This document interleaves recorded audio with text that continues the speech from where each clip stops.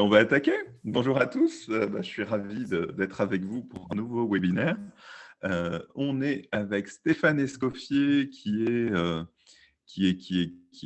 consultant chez 1 minute 30, ancien patron de Power Boutique pendant 20 ans où il a participé à sa fondation, ancien camarade de cours de lycée à Henri IV à Paris il y a 30 ans. Donc, ça nous rajeunit pas. On a tous les deux des cheveux blancs maintenant. Et on n'en avait pas à l'époque. Et comme ta sœur me l'a rappelé, j'avais une énorme touffe à l'époque et beaucoup plus de cheveux qu'aujourd'hui. C'est comme ça. Mais en tout cas, je suis ravi qu'on soit ensemble et qu'on parle de Sales Enablement. Tu vas nous expliquer déjà ce que c'est.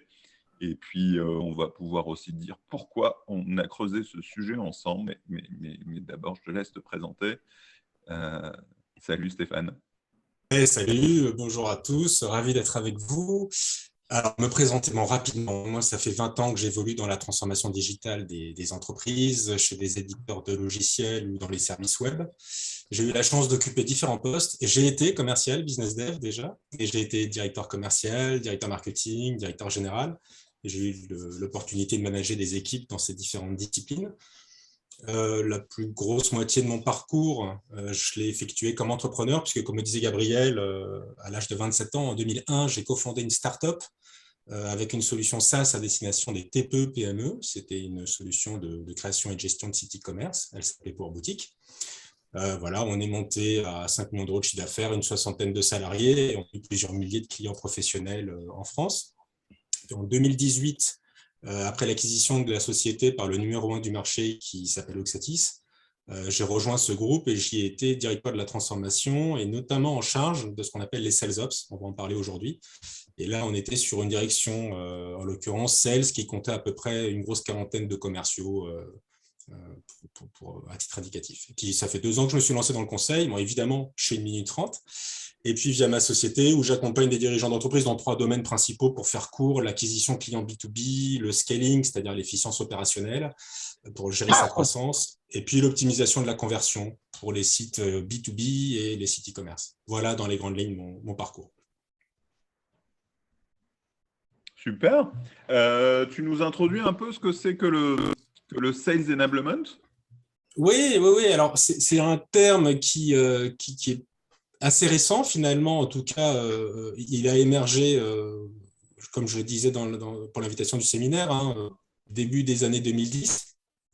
Alors, aujourd'hui, on va se concentrer sur les solutions de Sales Enablement, mais le Sales Enablement, c'est plutôt une discipline. C'est une discipline qui vise à, pour faire simple, améliorer le rendement des équipes commerciales et des forces de vente.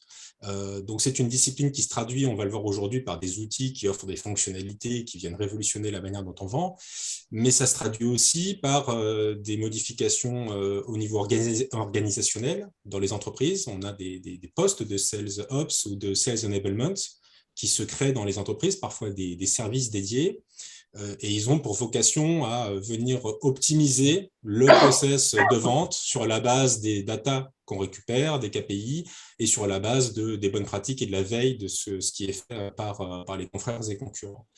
Donc, voilà le principe du Sales Enablement en 2 mots: optimiser le rendement d'une équipe commerciale à ressources constantes. Ouais, et c'est vrai que c'est assez vaste. Il y a toute une dimension, pour avoir pas mal interviewé de Sales Ops, Sales Enablement ces derniers jours à travers le podcast que je lance pour Sales Deck, et je vais toucher un mot de Sales Deck.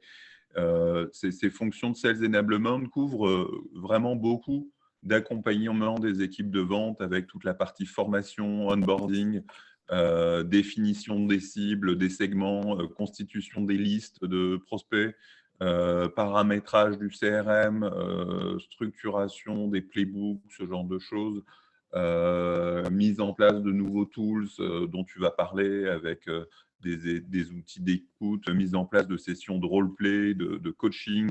Enfin, c'est très, très vaste, mais c'est vraiment cette idée que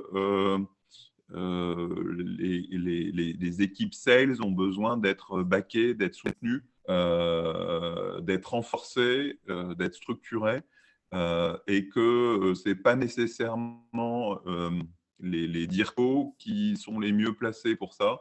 Et donc, il y a cette constitution d'équipe en plus qui, en termes de hiérarchique ou d'organisation, relève parfois du marketing, relève parfois d'une direction à part, ou parfois sont rattachés aux sales, mais pas toujours.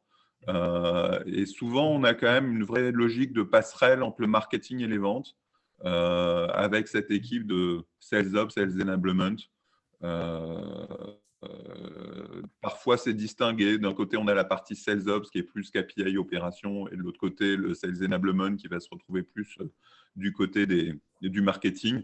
Mais voilà, on voit quand même apparaître depuis un certain temps, c'est en particulier dans les scale-up, mais aussi dans des grands groupes. Il y a des gens qui faisaient ça depuis très longtemps, mais on voit émerger vraiment une fonction dédiée à ce support aux ventes, quoi.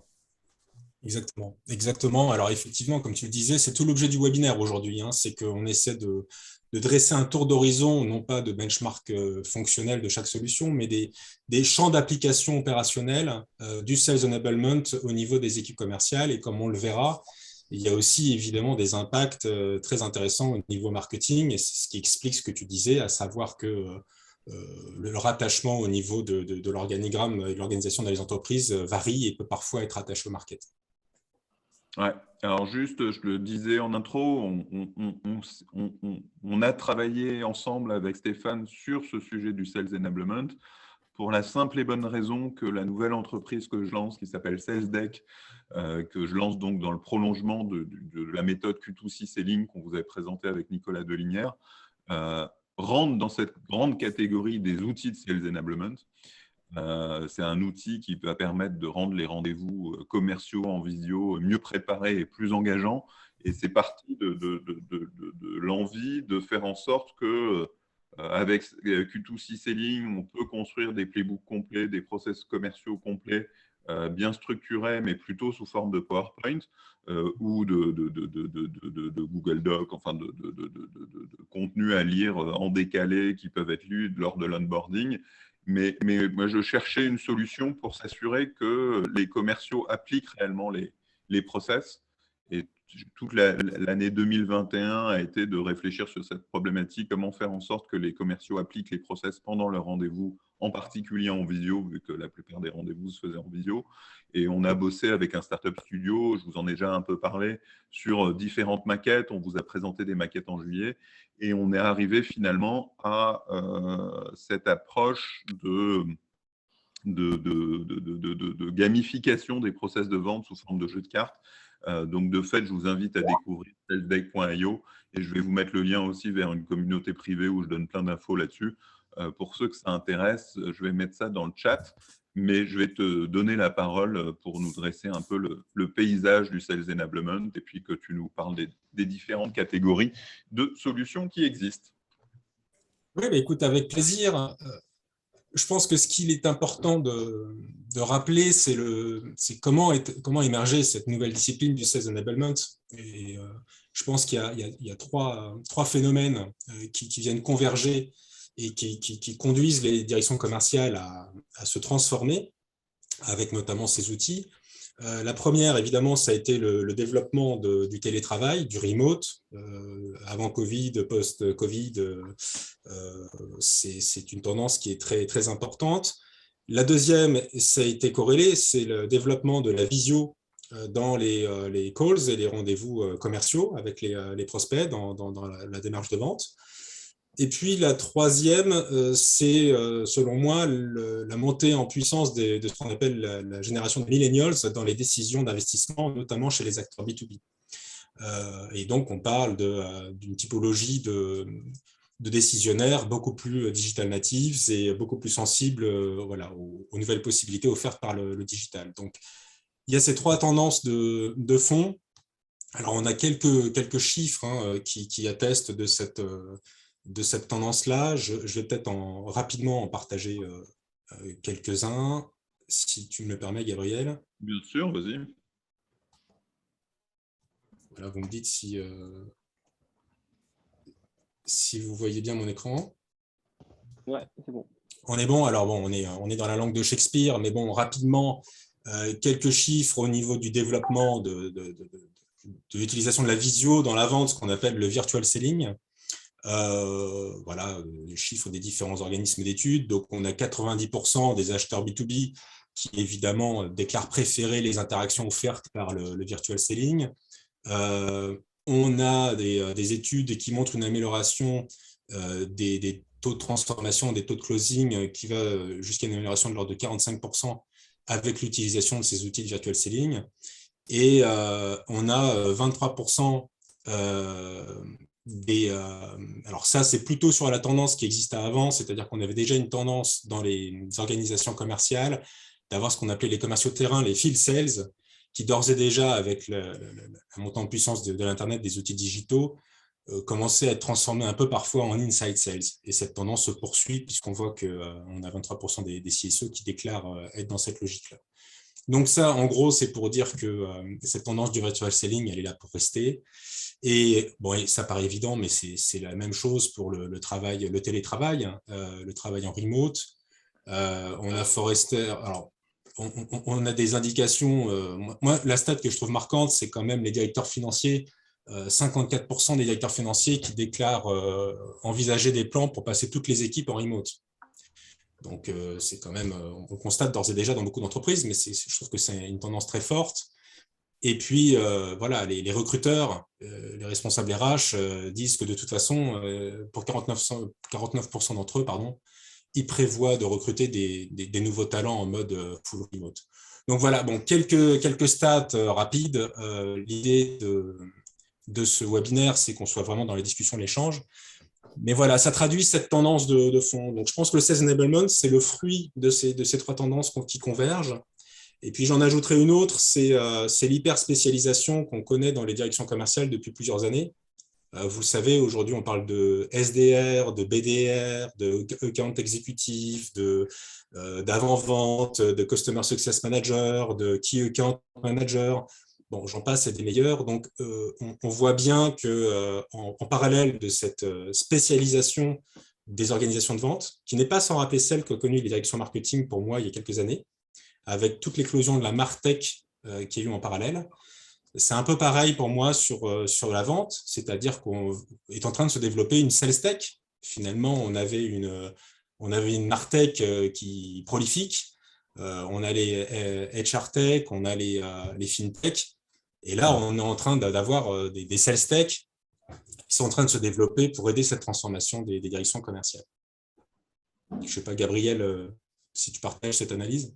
Ah oui, enfin, on a vraiment, enfin, c'est une fonction qui a été effectivement, enfin, souvent dans les entreprises, on avait des petites équipes marketing avec des gros budgets, tools et accompagnement, agence, communication, etc.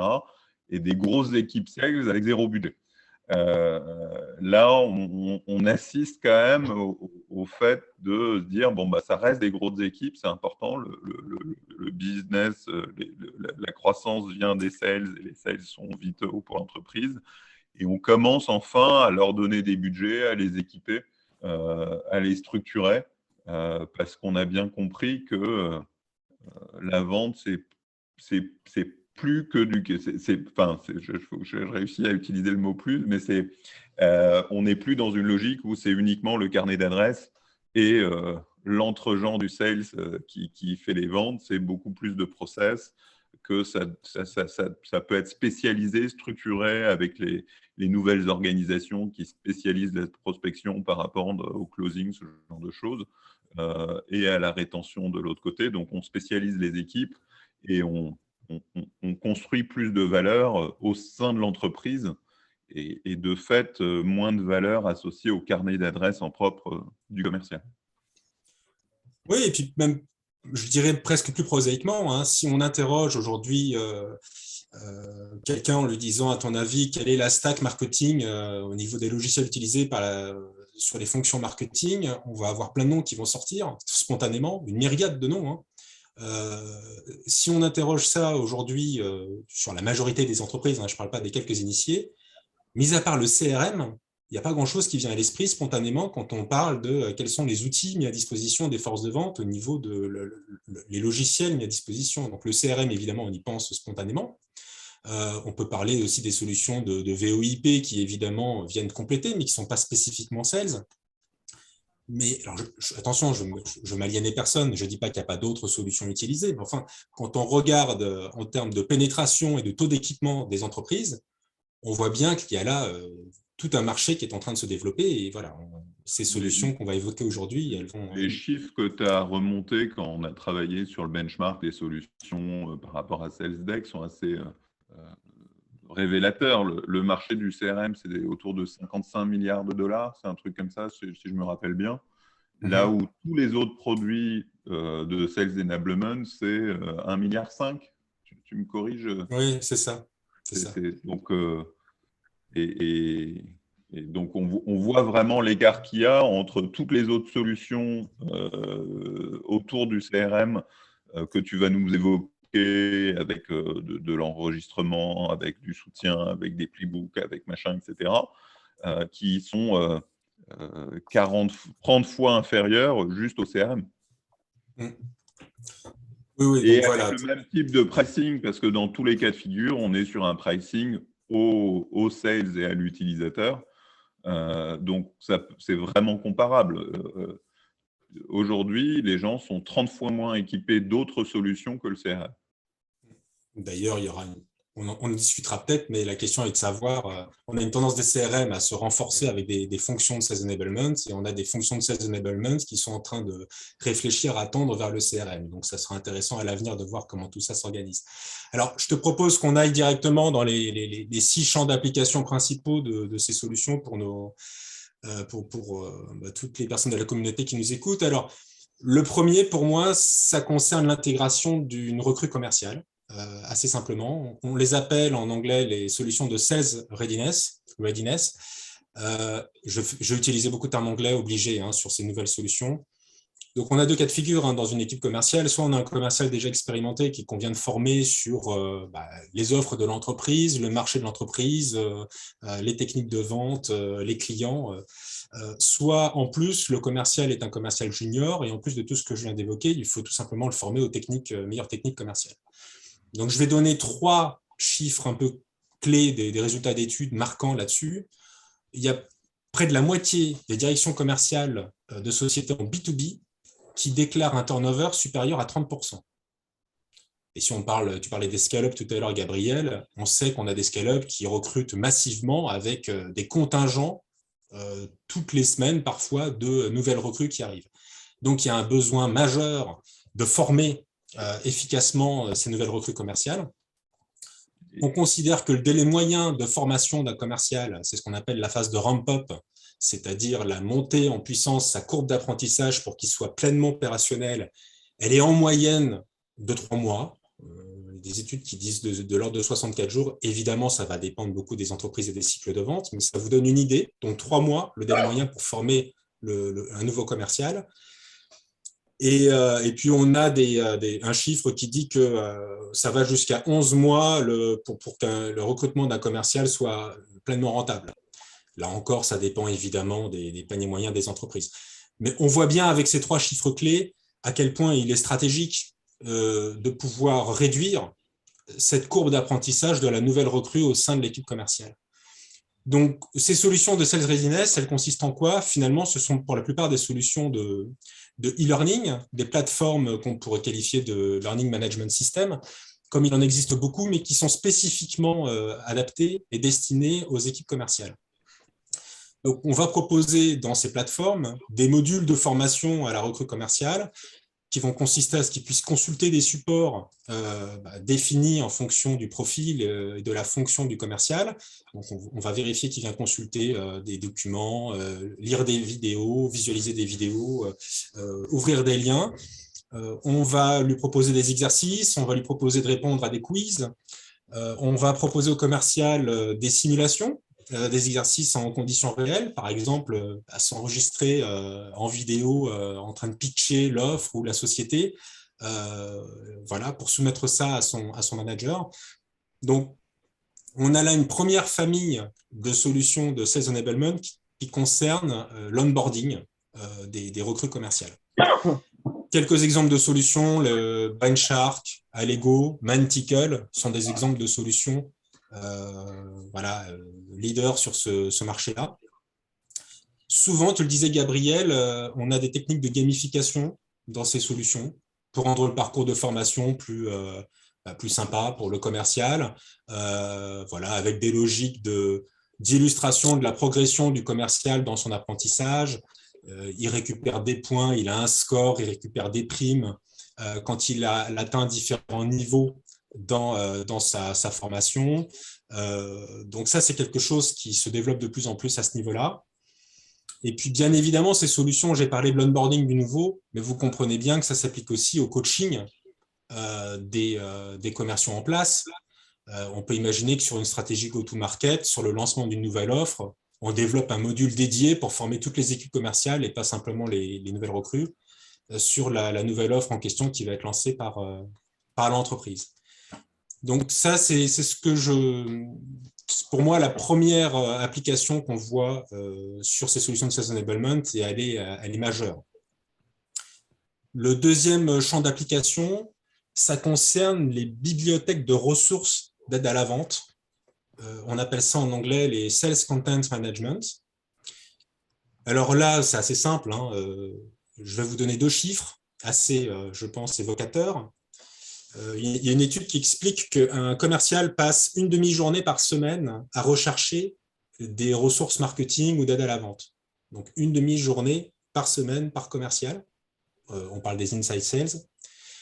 Et puis, on a une autre enquête qui explique que 85% des acheteurs, donc les clients, écartent le commercial dès la première interaction s'il ne lui présente pas des informations sur mesure. Et donc, des contenus et des ressources adaptés au profil de ce prospect, en termes de secteur activité, en termes de proposition de valeur. Enfin, vous voyez un petit peu l'idée. Donc là, c'est normal, on est sur un besoin qui est issu de la profusion des ressources d'aide à la vente et marketing. Il y a notamment eu, évidemment, la stratégie d'inbound marketing, Gabriel, que tu as, dont tu es responsable de la contamination sur le marché français il y a déjà quelques années. Et donc, on sait que notamment dans le B2B, il y a énormément d'entreprises qui ont adopté cette stratégie et on sait que le carburant de cette stratégie d'inbound marketing, ce sont les contenus, le content management. Et donc, on a une profusion de ces contenus qui sont dispersés, qui sont éparpillés. On en a sur le site web de l'entreprise, on en a publié sur les réseaux sociaux, on en a sur YouTube, on en a sur le réseau interne de l'entreprise, il y en a sur le disque dur du commercial. Il y a des liens en favoris des commerciaux. Et donc, on a un réel besoin de proposer une plateforme mutualisée, centralisée, à destination des sales, pour leur faciliter l'accès aux ressources marketing, mais je dirais à l'ensemble des ressources d'aide à la vente. Ça peut être des tutos, ça peut être des outils de simulation pour les aider dans la cotation des devis. On peut tout imaginer. Donc, ces solutions-là, je vais donner quelques noms de solutions. Il y a Seismic, qui est un acteur majeur sur le marché là-dessus. On a iSpot aussi, une société comme Shopad. Voilà les grands noms des acteurs sur ce sujet-là. Alors, il faut savoir que cette famille de solutions de Sales Enablement sur les bibliothèques de contenu de ressources, généralement, on a beaucoup d'acteurs qui répondent sur la partie onboarding que j'évoquais avant et sur cette partie de bibliothèque. C'est assez logique quand on y pense parce que l'onboarding, on vient vérifier que le commercial se forme à des ressources d'aide à la vente et marketing. Et donc, ce n'est pas très éloigné du fait de proposer une plateforme mutualisée. Donc, j'insiste sur le fait que ces solutions sont spécialement orientées vers la vente. Je pense à des solutions comme Guru ou des solutions de base de connaissances mutualisées, de knowledge management, qui existent, mais qui s'appliquent à tous les services de l'entreprise, que ce soit la relation client, que ce soit le marketing ou tous les services. Là, sur ces solutions, on est directement sur des plateformes destinées aux sales. Alors, qu'est-ce qu'elles vont proposer, ces solutions? Elles vont proposer déjà une bibliothèque qui permette de naviguer facilement avec des moteurs de recherche et des filtres sur des ressources marketing qui sont segmentées en fonction des personas de l'entreprise, en fonction des besoins des prospects et des offres de l'entreprise, en fonction éventuellement des étapes dans le pipeline commercial. Est-ce qu'on est sur une démarche de premier rendez-vous commercial de découverte ou de qualification? Est-ce qu'on est sur un rendez-vous de démonstration de produit? Est-ce qu'on est sur un rendez-vous de closing? Et donc, on peut imaginer qu'on vienne proposer des ressources différentes en fonction de cette étape. Évidemment, on va contextualiser ces ressources en fonction du profil du prospect lorsqu'on connaît à l'avance. Et là, on a des outils d'IA qui viennent automatiquement, on vient renseigner qui est le prospect, et en fonction des datas qu'on a sur le prospect, on a un profil du prospect et on peut imaginer des ressources qui sont proposées automatiquement pertinentes. J'ai un prospect dans la mode, on va venir me proposer des exemples de business case d'autres clients dans la mode. J'ai un client en Aquitaine, on va me proposer des exemples de business case de clients dans l'Aquitaine, etc. Donc là, on est vraiment sur des solutions qui offrent une valeur très importante dans l'accès des commerciaux à une ressource marketing pertinente, à jour, et qui lui permettent de les personnaliser dans sa démarche d'achat au bon moment, au bon endroit. Voilà globalement ce que proposent ces solutions de Sales Content Management. On verra par la suite que ça va assez loin puisqu'on récupère derrière des métriques sur l'utilisation de ces ressources par les prospects et l'engagement des prospects sur les différentes ressources marketing qui lui sont remises. C'est clair pour jusque-là, n'hésitez pas, hein, je sais que Gabriel, on a des modérateurs, Abel, Jérémy, s'il y a des questions qui sont posées, je vais vite parce qu'on a beaucoup de sujets. Bien sûr. Juste pour restituer, tu as parlé de Sales Readiness, maintenant tu parles de Sales Content Management. La troisième? La troisième, on est sur, alors elle n'a pas vraiment un nom spécifique, on est sur, pour moi, on peut dire que ce sont les Sales Automations. Voilà, ou Salesforce Automation, c'est-à-dire ce que moi j'appelle le confort de travail du commercial. Alors je m'explique, dans ce champ d'application, c'est comment on vient faciliter le travail du commercial au quotidien. Un chiffre, il y a une étude qui explique que les inside sales passent seulement un tiers de leur temps dans l'acte de vente actif, au sens en interaction avec leurs prospects, un tiers de leur temps. Et n'importe quel commercial sait qu'il y a toute une partie de phase administrative, bureaucratique, chronophage, en dehors de cet acte de vente. Donc l'objectif des solutions avec les fonctions sur ce champ d'application-là, il vise tout simplement à améliorer la productivité des commerciaux en les soulageant de la partie administrative de leur temps. Alors, je vais prendre deux applications. La première, c'est ce que je vais appeler la simplification. Dans la transformation digitale, c'est souvent le mot-clé, la simplification. Donc là, typiquement, un commercial, on va lui proposer, par exemple, un script pour conduire son entretien. Donc, voilà, un script dans le Sales Playbook. On sait encore une fois que c'est un rendez-vous de démo, c'est un rendez-vous de qualification, c'est un rendez-vous de découverte des besoins. Et donc, on va lui proposer automatiquement un questionnaire, un plan, un script pour pouvoir l'aider à conduire son entretien. On peut aussi lui proposer, je l'ai évoqué, des ressources pertinentes pour l'aider à préparer son call. Un deuxième aspect énorme de la simplification, c'est tout ce qui concerne la gestion du pipe commercial. N'importe quel commercial, manager commercial ou directeur commercial sait qu'un des sports essentiels du commercial, c'est de gérer son pipe. Et gérer son pipe, ça veut dire notamment gérer toutes ces opportunités. Et donc, on a ces outils qui viennent lui faciliter. Alors évidemment, on peut gérer son pipe dans les outils de CRM, mais on a ces outils qui viennent rajouter une surcouche et faciliter la gestion du pipe par le commercial. Ça peut être détecter les opportunités prioritaires. Ça peut être lui permettre d'actualiser très rapidement plusieurs de ces opportunités. Et voilà, de tenir sa cadence et son rythme de nettoyage. Un exemple de solution sur cette notion de simplification, je pense notamment à Dooli, qui est une solution qui est sympa dans son modèle. En fait, c'est une surcouche, un peu comme un module complémentaire qu'il pourrait y avoir sur un Salesforce. Et c'est une surcouche qui vient tout simplement offrir une interface beaucoup plus intuitive à destination des commerciaux pour leur permettre de saisir très facilement ce qu'ils devraient normalement saisir dans un équivalent Salesforce, mais qui est beaucoup plus fastidieux à saisir dans un Salesforce. Voilà. Donc, on a un exemple d'un Dooli qui permet cette surcouche-là. Après, la deuxième catégorie de ces solutions, c'est ce que je vais appeler l'automation. On est dans le même esprit du marketing automation, sauf qu'on est sur le sales automation. Voilà. Au lieu de faire d'être dans une démarche de lead nurturing, on est dans la relation du prospect. Donc là, on a deux solutions d'outreach, de exactement. Exactement. Exactement. Donc là, si tu veux, il y a deux catégories. On est en outbound. Donc, ça va être des solutions de prospection. Donc, des solutions, tu as des outreach, tu as Groove, tu as Salesloft qui sont sur ce créneau-là. Donc, l'idée, c'est qu'on puisse automatiser tout simplement les process, les emailing et les communications, soit de relance pour les prospects sur les opportunités en cours, soit de prospection dans des logiques d'outbound.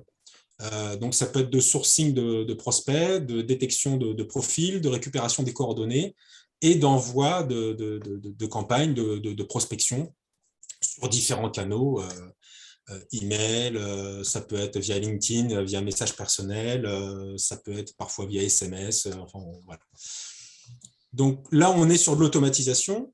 Une autre phase d'automatisation, il ne faut pas l'oublier, c'est tous les modules et les outils de planification, les schedulers, qui viennent finalement aider, fluidifier la planification en amont du rendez-vous.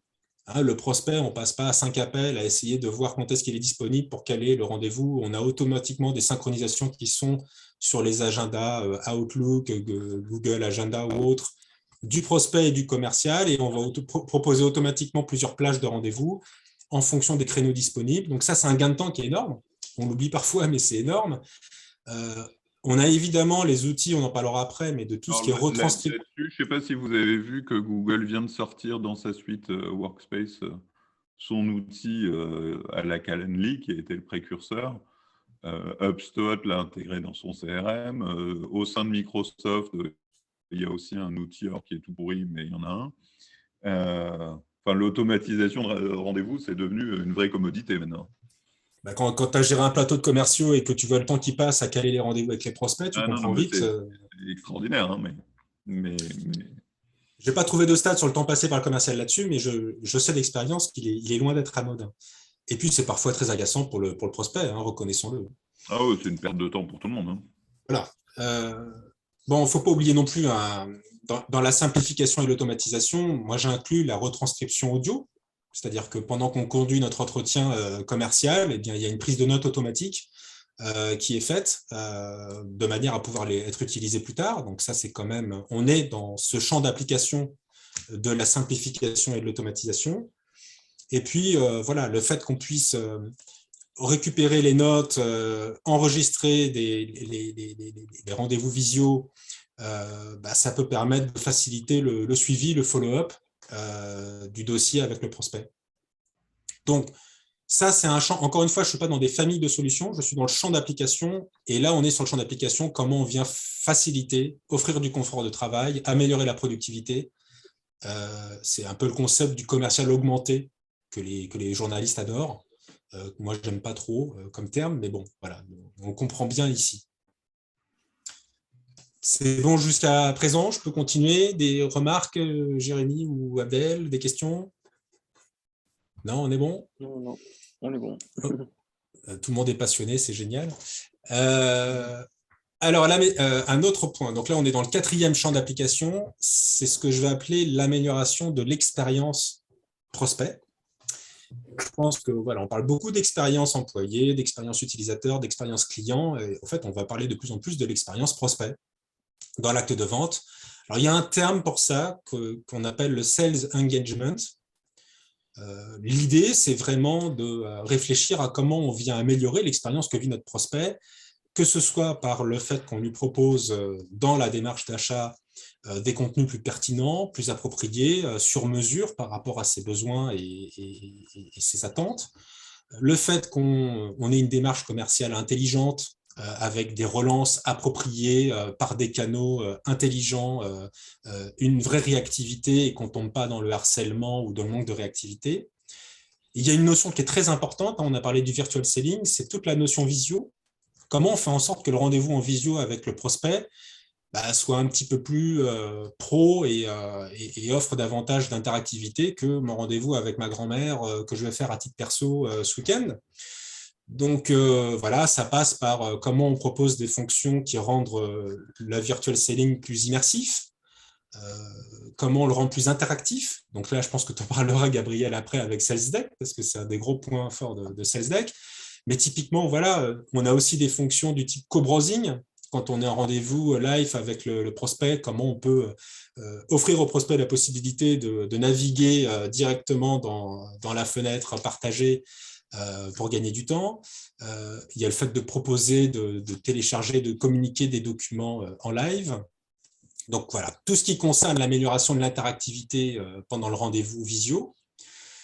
On a déjà parlé de la notion d'offrir des calendriers partagés pour la planification en amont et en aval du suivi commercial.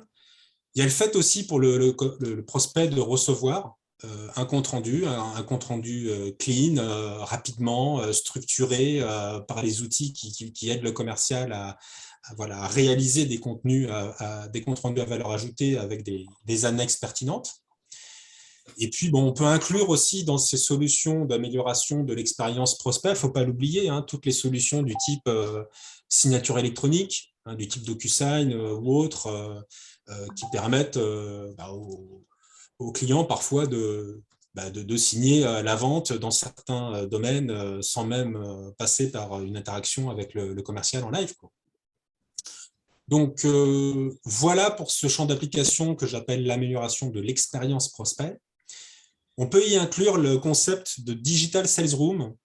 Donc là, ça consiste en quoi? Ça consiste au fait que dans l'acte de vente, et notamment sur des cycles de vente un peu plus longs, on va avoir plusieurs rendez-vous commerciaux.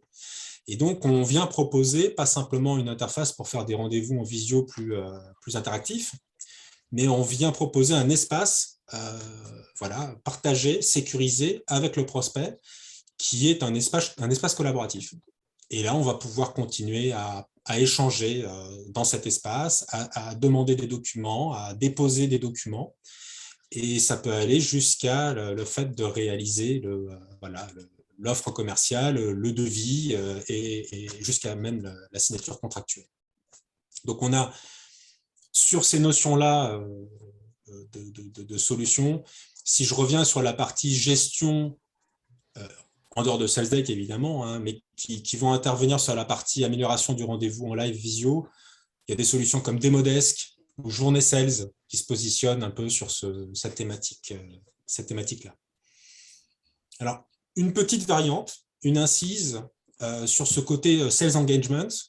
Il y a aussi des solutions qui se positionnent sur le côté comment améliorer l'interactivité et l'engagement, mais des équipes sales dans une logique de management. Donc là, on va être avec des solutions du type... alors, je ne les ai pas forcément en tête, je suis désolé, mais ça va être des solutions, Spinify, Ambition. L'idée, c'est quoi? L'idée, c'est d'apporter un petit peu de peps et d'apporter de l'émulation au sein d'une équipe sales. Donc, ce sont des solutions qui vont permettre de proposer, par exemple, dans une logique de gamification, une vue des performances de l'ensemble de l'équipe en temps réel pour dire Stéphane, il a 80% de son objectif, Jérémy, il est à 30%. Des notifications sur les perfs des collègues. Gabriel vient de signer son bon de commande pour 15 000 €. Bravo à Gabriel et tout le monde est au courant. Il y a la possibilité de créer des battles. Donc, on peut créer des battles entre deux commerciaux. En tant que manager, je vais créer une battle ce mois-ci entre Jérémy et Gabriel. Et puis, Jérémy et Gabriel vont voir leur perf en temps réel et se challenger. Donc, on a des solutions qui viennent ensuite permettre de proposer aussi des primes, des incentives sur certains KPI qui peut être bravo, tu as passé tant d'appels ce mois-ci, bravo, tu as closé tant de deals. Donc là, c'est une variante de solutions et qui sont plus dans le côté management, émulation des équipes, et qu'on qualifie aussi de sales engagement. Le cinquième champ d'application, alors moi celui-là, j'avoue que j'ai un gros faible pour lui, c'est ce qu'on va appeler les outils d'intelligence conversationnelle.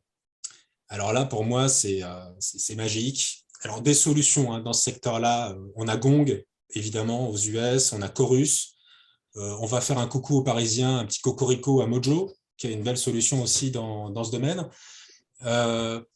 Donc, l'intelligence conversationnelle, c'est déjà le fait d'enregistrer ces visiocalls, de les enregistrer à des fins d'utilisation par la suite. Mais surtout, ces solutions d'intelligence conversationnelle, elles ne font pas qu'enregistrer le rendez-vous visio, elles intègrent de l'intelligence artificielle qui permettent de l'analyse sur tout ce qui se passe lors de ces visios. Alors, quelques applications. L'IA va... Moi, je suis le commercial, je suis en train d'animer mon rendez-vous commercial avec mon prospect Gabriel. Et l'IA va me permettre de m'alerter. Il va y avoir voilà, ils vont repérer en fonction des contenus, ils vont repérer les mots qu'on va prononcer, et en fonction de certains mots ou thématiques qui sont abordés, l'IA va me suggérer à moi commercial des arguments, des documents, des ressources, des traitements d'objections, pour me guider en temps réel dans la conduite de mon acte de vente avec Gabriel.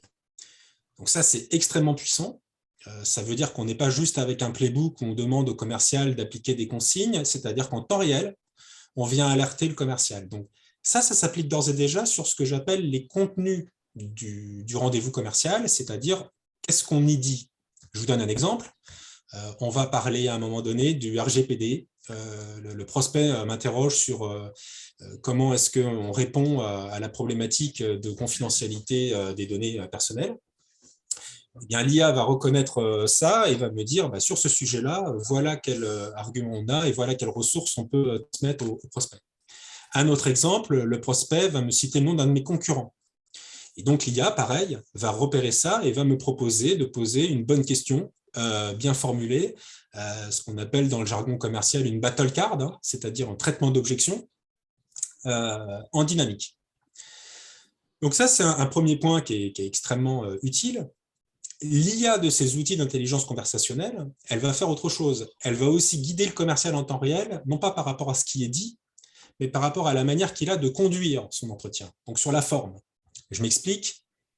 Un des travers principaux des commerciaux, alors normalement des commerciaux juniors, mais il y a des commerciaux seniors qui ont encore du pain sur la planche, c'est d'accaparer le temps de parole. On dit souvent que le mauvais commercial, il parle trop, il n'écoute pas assez. Et donc l'IA, elle sait ça. Et donc l'IA, elle est capable de m'alerter en temps réel en disant « Stéphane, là, tu parles trop. Il serait temps que tu passes la parole à Gabriel, ton prospect. » L'IA va être en mesure aussi de mesurer s'il y a des thématiques. On sait que ce sont des sujets importants qui doivent être abordés dans ce rendez-vous.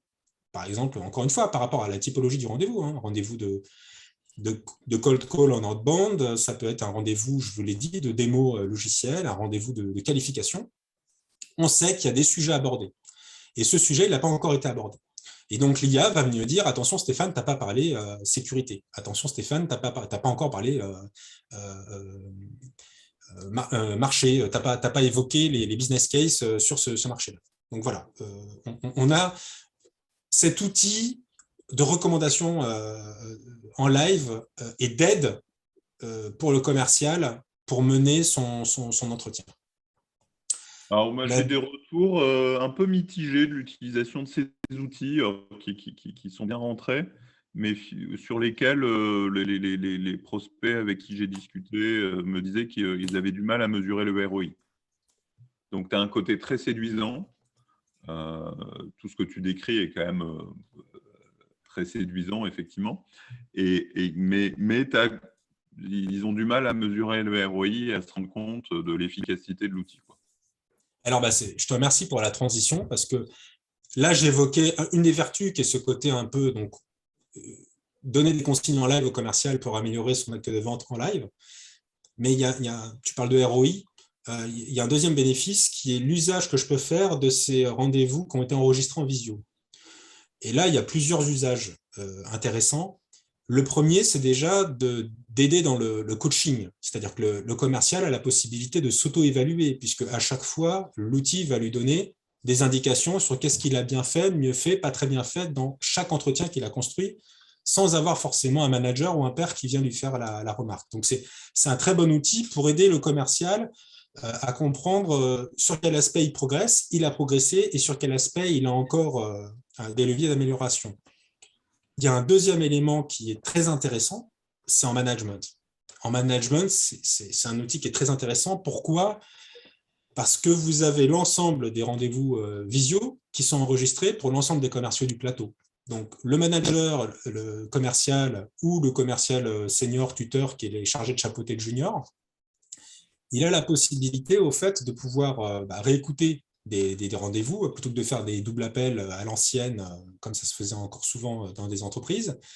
Et puis surtout, l'IA va venir dire au manager, va venir détecter les best practices. Il va dire, là, c'est un super call, Jérémy, il a fait un super call, sur tel et tel aspect, c'est un call exemplaire. Et donc, le manager peut venir voir sur quel aspect le call de Jérémy était bon et l'utiliser ensuite, tu vois, dans les sales meetings, dans les deal reviews, pour illustrer des bonnes pratiques, mais avec des extraits de call qui viennent expliquer ça. Par exemple, Grégory, qui est parmi nous, Grégory a fait un super traitement d'une objection en live dans un rendez-vous.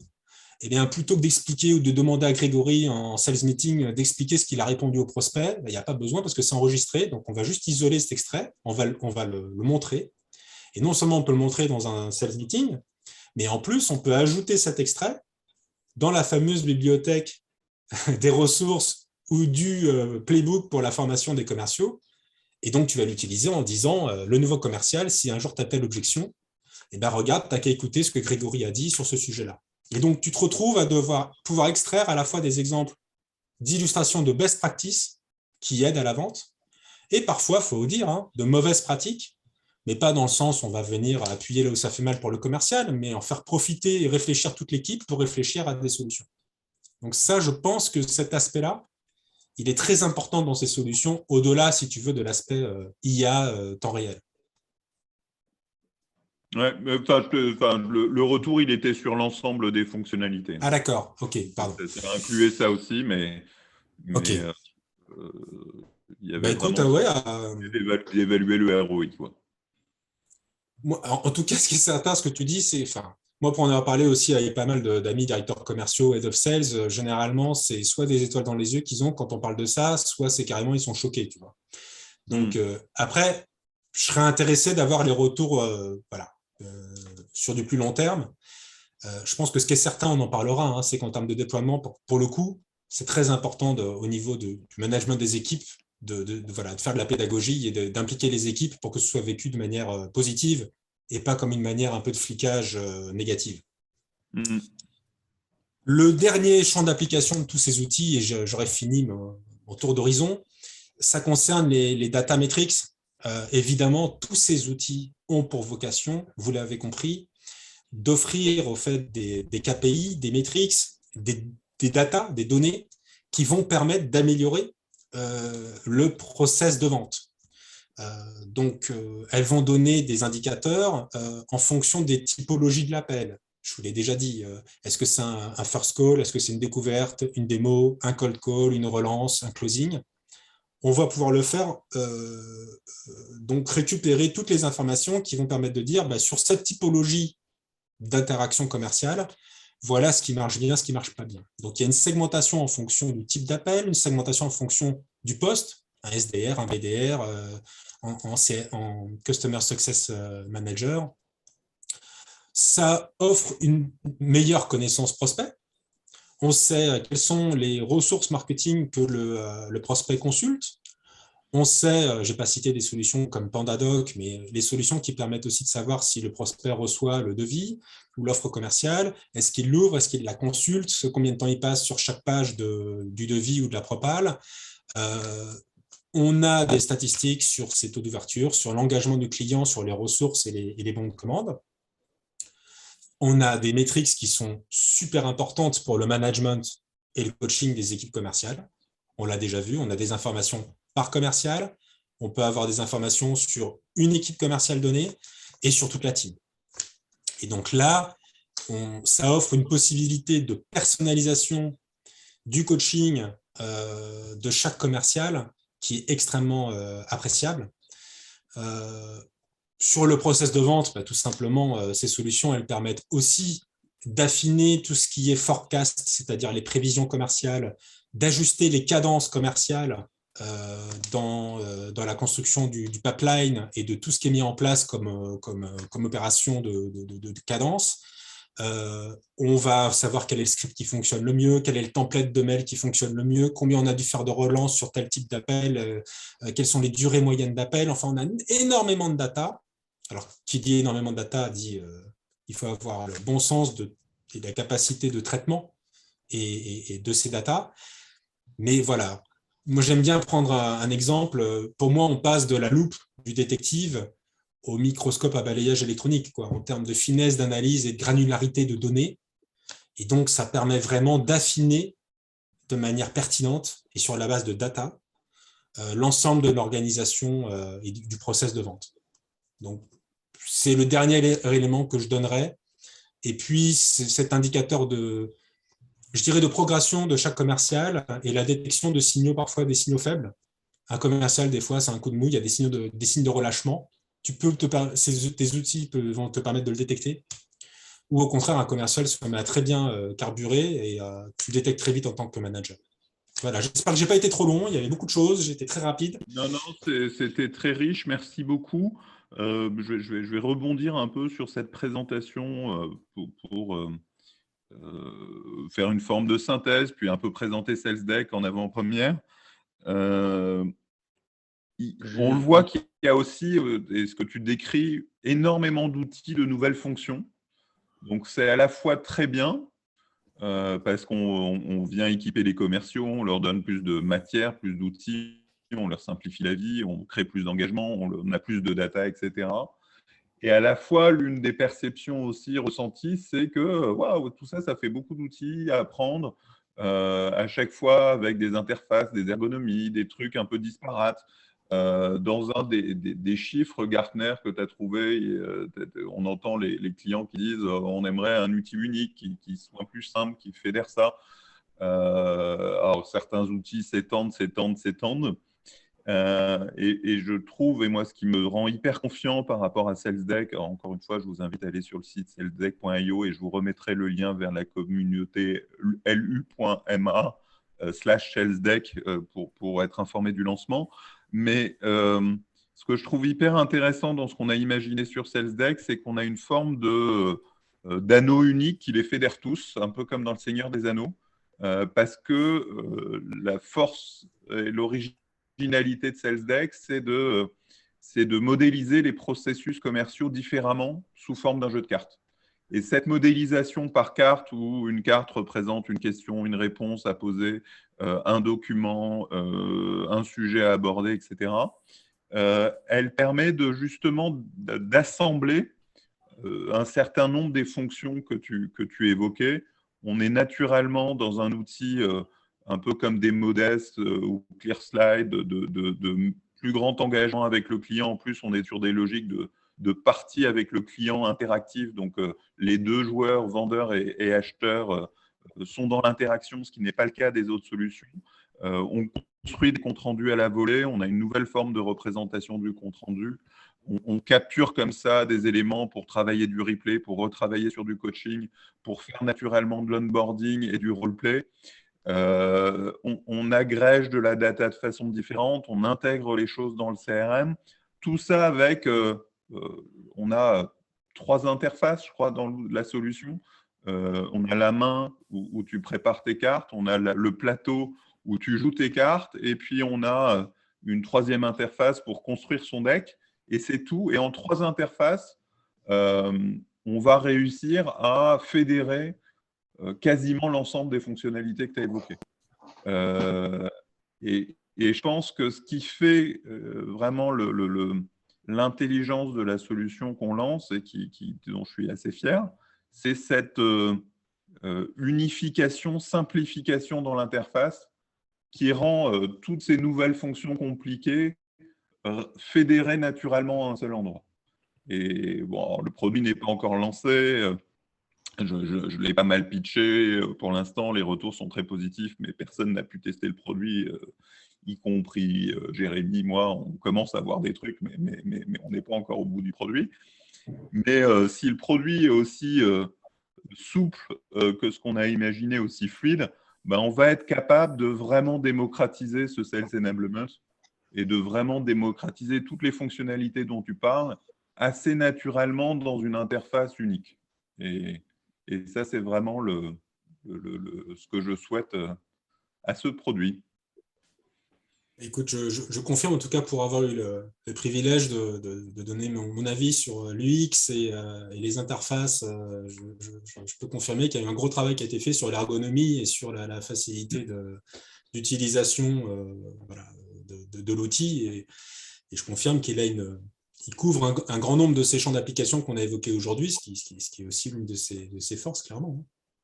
Et vraiment, ce que je trouve, c'est qu'il le couvre quasiment dans une seule interface, quoi.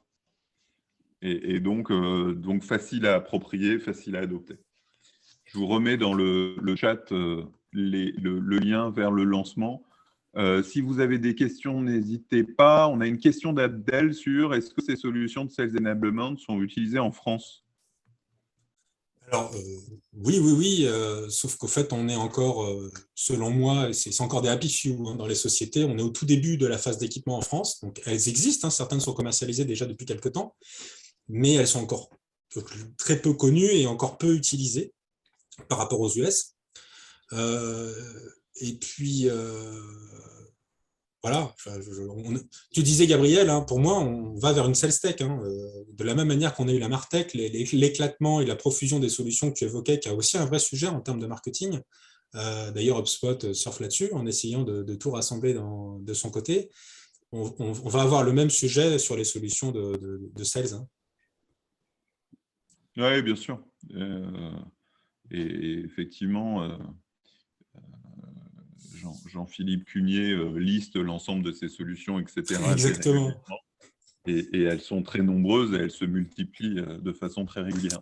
Voilà, l'écran devient trop petit, on est obligé de zoomer à mort tellement il y en a, quoi. C'est ça, c'est ça.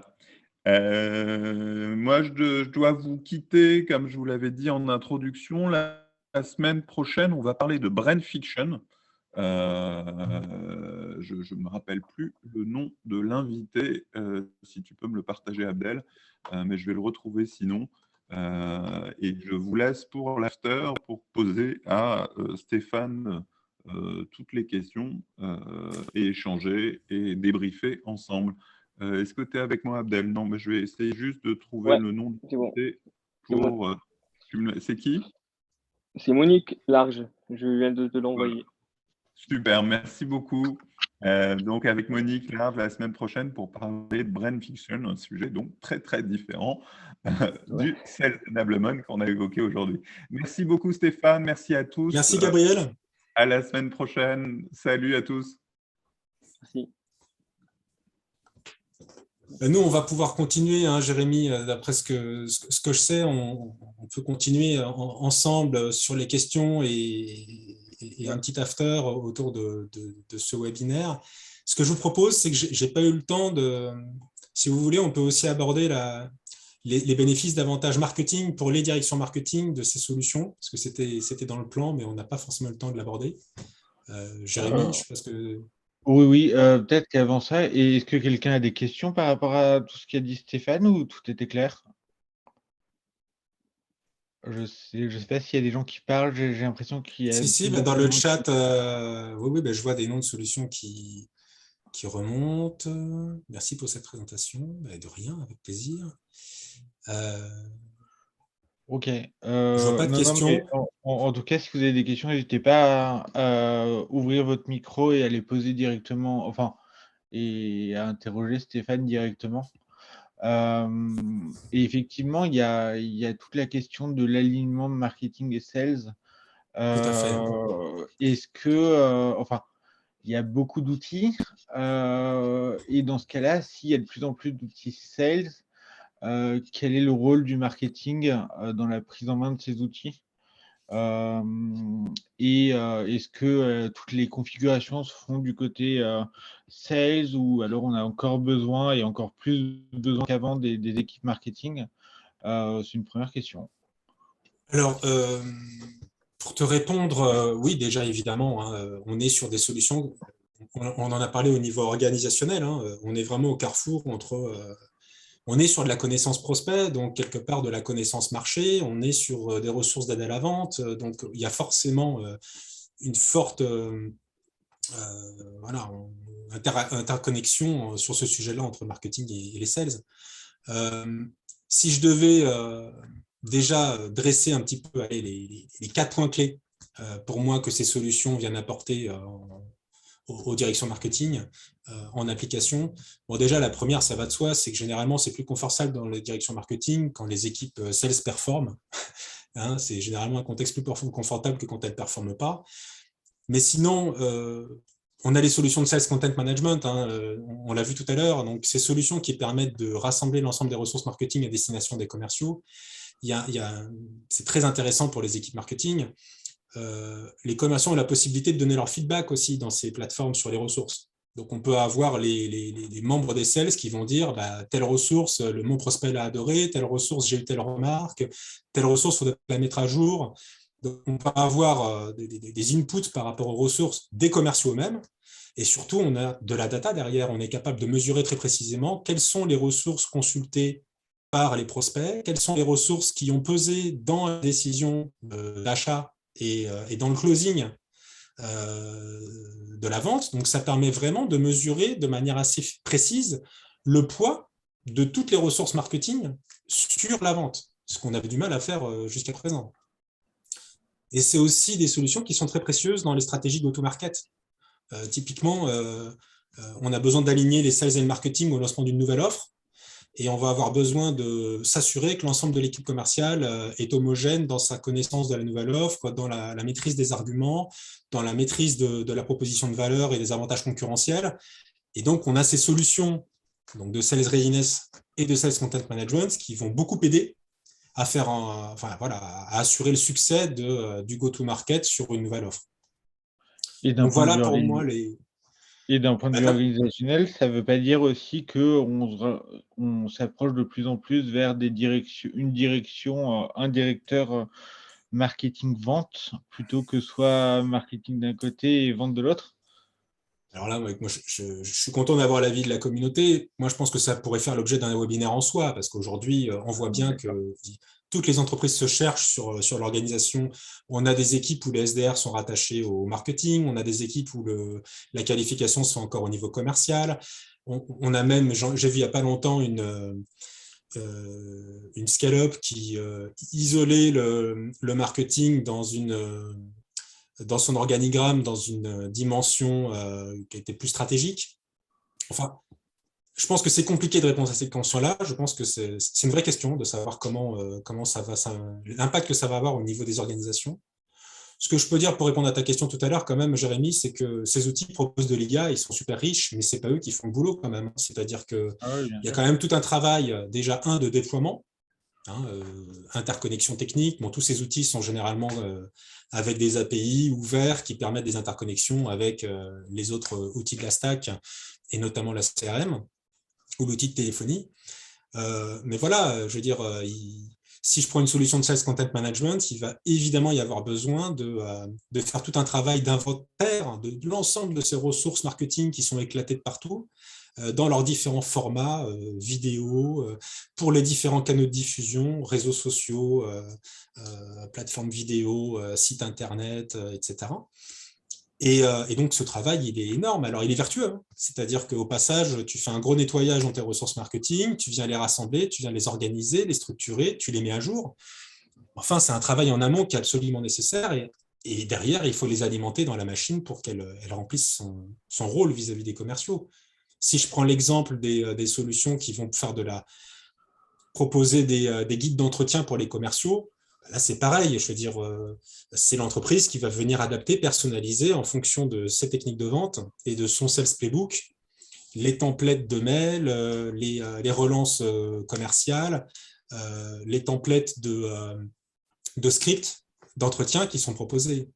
Donc oui, il y a un vrai travail des équipes commerciales et marketing en amont et dans l'intégration, le paramétrage de ces solutions.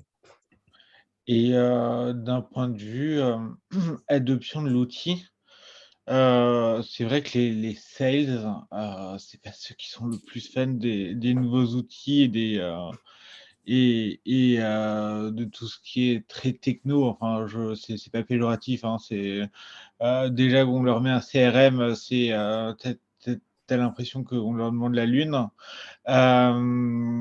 Et t'as aussi un sentiment de contrôle, etc., qui peut être ressenti chez les commerciaux qui, de base, normalement, les commerciaux sont quand même des gens qui aiment bien être indépendants, libres, etc. Et du coup, ça demande quand même énormément de travail en interne sur tout ce qui est éducation sur les outils, etc. Et leur expliquer que c'est pas du flicage et que c'est plus de l'optimisation de process. Et ça, je suis pas sûr que tu aies énormément de commerciaux qui arrivent à l'accepter assez facilement, quoi. Ouais, alors je vais être un peu corporatiste en tant qu'ancien commercial et en tant qu'ancien DIRCO, hein, mais tu as raison, hein, c'est vrai il y a du conservatisme aussi dans les équipes commerciales, hein, tu as complètement raison.